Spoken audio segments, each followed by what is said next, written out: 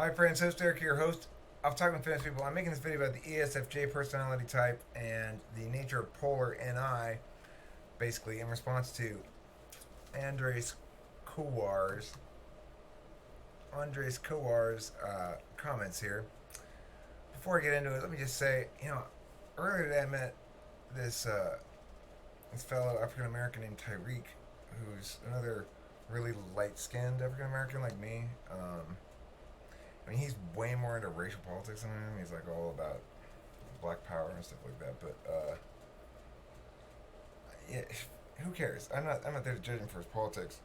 I'm there to thank him for his fashion suggestion. It's amazing. I've never looked this good before. Obviously, there's something about the African American head or hair or something that just really complements these do rags.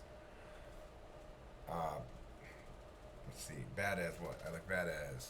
Fuck? Yeah, I do. Anyhow, I'm thinking hopefully maybe I'll get a black one someday as well. I just don't want it to blend in with my skin too much. So, this one really pops, Anyhow, that's not the point of this video. The point is about ESFJs in there. 7th slot NI. That's not the thing I'd ready to push. How about the other one, Eric? Like this. There we go. Let's start at the beginning. The first comment says, before watching this video, even, wouldn't you say that duality works better for perceivers than judges? I don't see how I could work with an ESFJ if our main mode of thinking is opposed in ways judgments are. I'm familiar and agree with your model of FE as interface and TI as judgment. Wouldn't a change of perspective be very difficult for an NI polar dom interface person? I'm hypothesizing that even if these perception axes is different, they need the other side to be able to, hi baby cakes, manifest the potential of the dominant perception. How would this work for TIFE and FEITE? Do you think the shadow function will work as you described in the cases I mentioned? Who are you talking to? I'm making a response video to Andres Coar. Are you still liking your do-rag? If you want to call absolutely passionately in love with it, liking it, yeah. The thing about it is, what makes it work so well for me as a fashion statement is the way that this red contrasts against my very dark skin. And, I don't actually have dark skin, but I've got dark skin metaphorically because I'm African American. So people mostly see in the metaphorical spectrum of light. So naturally they see me as being very dark skinned, and as a consequence this really pops. Also, I'm thinking it may have something to do with my, kinky hair. But although I've used straightener a few times to straighten it out because, I don't know, I guess. Sound like you know what you're doing. Straightener, really? Yeah, straightener to straighten out my hair. I'm sorry, but you white people call it relaxer, maybe? Yeah. Okay, that's a white black thing. It's a black thing, Kim. You wouldn't understand. We call it straightener. I never even heard that expression before. That's another white thing, I guess. Anyway, so the point I'm trying to get across here, and it's a very, very serious point and needs to be made very carefully, is... You're weird? No, part of it is, first of all, if you are, as Tyreek told me, my new friend Tyreek, if you are what Who's he calls... Tyreek? He's the guy who told me about the do-rags. I saw him outside the Sally Beauty Supply store. I was like, where'd you get that cool hat? He said, it's not a hat. I said, oh, is that what's called a do-rag? He said, it's not pronounced do-rag, it's pronounced do-rag. I said, well, it's spelled do. He said, oh, no, it's spelled like do. Well, yeah, it is spelled like do, the word, but it's not spelled like do, D-E-W. And we agreed. Then we had a little laugh. He's a lot more racial than I am. He's into black power and stuff. But, we're both light-skinned African-American dudes. In the physical world, metaphorically, we're both very dark.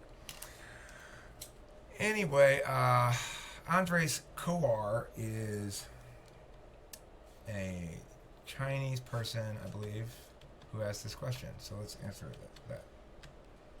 All right, to make it more suitable for Andres Coar, I'm going to respond in ways that are more comfortable for his race.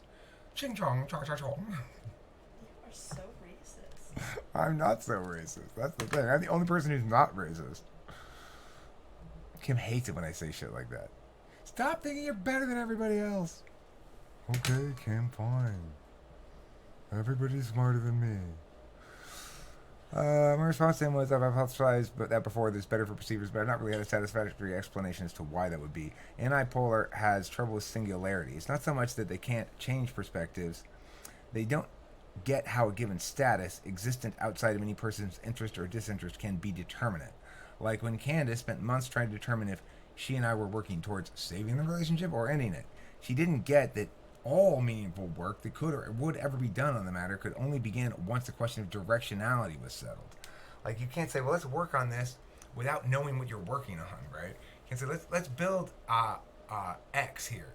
Okay, well, what's the X that we're gonna actually build? Well, we're trying. That's what we're gonna build. The way to figure that out. We're not building anything. We're waiting to start building. You know, that's an NI sort of thing. She doesn't get the way that things can supervene upon other things or predicate on other things. So Andres Coar replied saying, yes, thanks for the correction regarding NI-polar perspectives. I meant that NI-polar could, I'm theorizing here, be stuck in a path because it can change the course of action, not as any. This sounds like SE-polar. SE-polar gets stuck in NI, potentially NI or whatever kind of paths, because they don't know how to manage the action in the physical world function.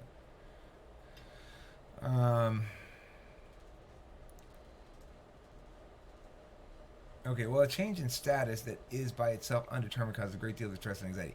The weird thing is, a change in status, singular NI status for an ESFJ, doesn't make that big of a deal because they don't get it. They don't get it like the same way that I don't get FI. So in the same way that having my feelings hurt isn't a super big deal, having NI truths come around them and upset their apple cart isn't a super big deal because they just don't get that that's what happened. That's what's happened even. Do you believe the mechanics explained in the video are particular to perceivers or general? Well, the mechanics about the valuing matrix are general, and the mechanics about the physical metaphysical are general, but the mechanics of the duality between me and Kim is specific to that because obviously if you're TI first and your mate was FE first, the way that would work is you're looking for an environment that allows you to do FE the way you want to do it, which is sort of like clumsily and half-assed and devalue it most of the time, and then have that be okay anyway. So that's how it is around here. I like to be able to do SI things. I like SI fine. You know, I like to sleep. I like to eat. I like to drink liquids, and I do those things. And that's all well and good. Also, if I'm doing it shitty and fucking it up, I'd like for the necessities of it to still be taken care of. And Kim does that, like by handing me food and stuff. So it would be the same way with the TIFE insofar as if it did work that way, that the FE Dom will facilitate your safely accomplishing FE things in the relationship. That is, say, safely attaining affirmation on FE grounds with, even though you kind of seem ridiculous when you do it because it's fourth slot and you're so baby-like about it.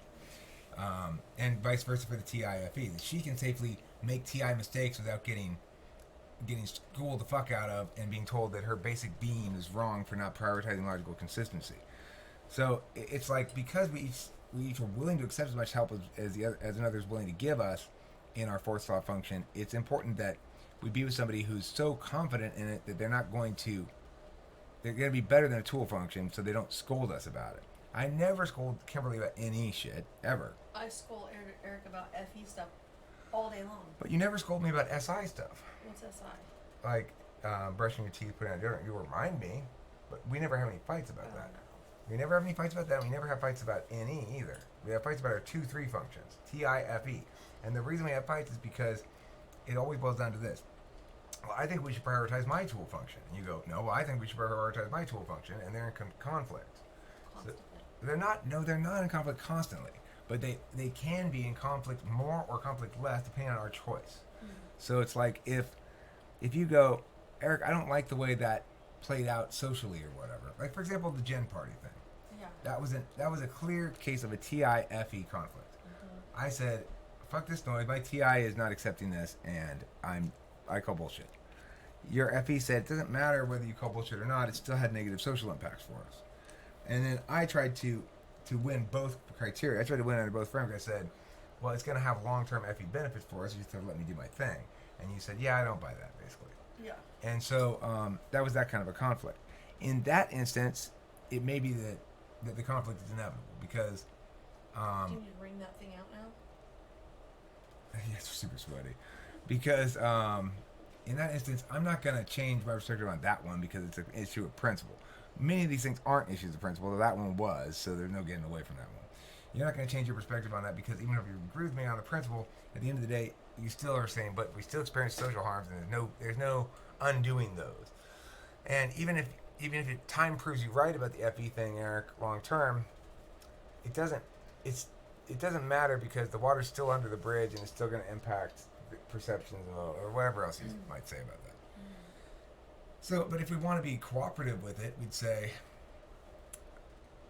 we well, neither of us trust the other one enough. It's like I can't come up to you and say in advance of some activity, here's some TI tips going in to make sure that we don't make some TI mistakes, or you're going to be upset before we even walk in there, and vice versa too. If you go start off by saying like, before we go to this party, let me talk to you about FE, what I expect from you. Then I'm going to be like, well, you can expect me to raise both my middle fingers, because I don't like to be told what to do in FE. Because if I do follow your instructions in FE, I don't. I just trust that you're going to behave, and you usually don't. well, I always behave appropriately for my value matrix, and it sometimes comes into conflict with yours, and vice versa. Everyone else's. That not true, of course, because you're not evaluating the response by individual. You're not saying some of these individuals are siding with Eric and some of them are not. You're just assuming that everyone prefers risk aversion like you do. So that's not the case. But regardless, I'm not trying to start any kind of fights here about anything. I was just pointing out, trying to understand so that we don't have to fight.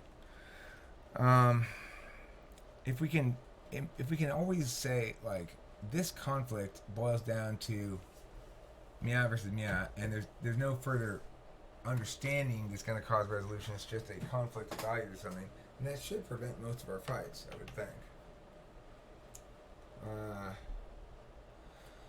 Let's see. What else was in this comment that I'm responding to? God damn it, I did it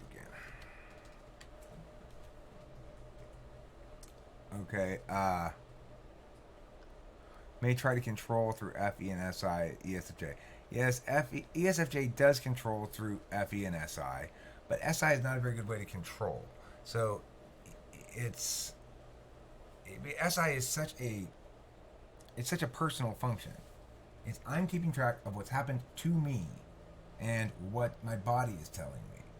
Now Kim keeps track of my body as well as I do keep track of my body, but she certainly doesn't do the metaphysical SI. She doesn't keep track of my appointments and stuff like that. She doesn't keep track of my personal history and things that have happened to me. So as a consequence, you can't really. It's hard to control people with SI. FE people, or like Kim, will replace TE with SI. So when she was mad at me earlier saying that I'm not giving her enough credit for knowing how to do things, her argument was, you're telling me how to do things that I've done many times before. The implication being, because I've done it many times before, I therefore know how to do it. And I don't want you to tell me how to do it because I know how to do it because I've done it before. The dishes. Have you done it two-person dishes before? No, but still, you have no room to be talking to me about how to keep the house clean. What did I tell you about the dishes, Kim? You're telling me that there's a right way to do it. Now, first of all, let me point out the fact that what I did was tell you nothing at all. I went in there and started doing them by myself, which is fine. I wasn't trying to ask you to help me. I was just trying to be helpful. Second, when you came over and said you were going to help me, that was fine. But at that moment, I had a bunch of dishes. Costumes that were like in the shape of a wiener until you decided to put it on. No. Be a butthole. I had the soapy water on the right side of the sink, and I was going to rinse on the left side. But the drying area is on the right side. So it was inefficient the way I had it set up for myself, but it would have worked fine because it was just one person. And she wanted to come in and help. I said, okay, let me just change the water over to this side because obviously I need the soapy side where I am. Then she rinsed it and put it over here next to the thing. It's the only sensible way to do it. She got mad at me for trying to direct that transition from doing it single person to double person, even though what I was saying was not like, Kimberly, you don't know how to do the dishes. It was, okay, if you're going to help me, let's set it up for two person, you know? She didn't like that. She thinks that's an example of me being bossy or condescending. She didn't understand that the task with two people in it has a specific TE modality that works best. It should be, you know, in a line, in an order that goes meow, meow, meow. I do understand that because I was the one trying to think of the word. What's the word last night? Let's do a, what do you call it? So then why did you object to me when I told you, okay, yeah, let's do that, and started doing that? Because you're just bossy when you do shit your way. I'm just bossy when I do shit my way. I see. Okay, well, there you have it. I'm just bossy when I do shit my way. I'll try to be less bossy. The reason I brought that up at all was to illustrate that it's You like wearing do-rags? it's an SI thing when you go, You know what a do-rag is for? don't tell me what to do because I've done it before. Do you know what it's for? For keeping in your do? It's to keep your nappy hair down and not so nappy. Oh. Well, mine's more kinky than it is nappy. It tends to become like an afro. Have you heard of that term before? That's what this calms down. Now you look like a friggin' Michael Okay, Phelps. well, look, my afro is a point of pride for me. I don't want it to calm down. This is to calm down my nose. I want it to calm down a little bit. Too bad it be a didn't go little down your flatter. mouth so you could calm it down too. Oh no, it doesn't need any calming. It needs It excitement. needs to be calmed down. Yep, David. I'm like that guy from Pat Albert, you know? You're so psycho. Look at you. You know that guy from Pat Albert I'm referring Yes, to? I do. Oh, Bill Cosby, you are no longer one Will of you stay America's like that? cultural Taylor's history. looking for you. Well, I'm right here, Taylor. Tell him I'm in room 1. How am I go? You stay just like that. Say I'm in room 1. Okay. Kestrel, you probably have a lot of questions. You've probably been taking notes and writing down some questions. Would you like to ask me some questions now about what I just said, the wisdom I just shared? He's stunned to silence. Don't be intimidated by me, Kestrel. I know you're in a state of awe because this kind of genius doesn't fall upon your ears often. But I'm a regular guy like you. Okay, you can talk to me anytime. It's fine. Okay, so talk to you later. Talking with No, friends. you gotta talk to Taylor. Well, I know, but it doesn't mean I have to keep this video going forever. All right, Andres Coar, that's your video response. Thank you for the interesting comments and questions. It was revelatory thinking about it. It helped me to reveal further wisdoms that I can share. Yes, sharing my wisdom with you again. Well, I'm a professional wisdom sharer.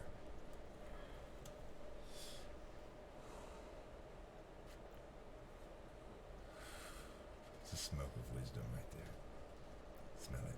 It smells wise, doesn't it?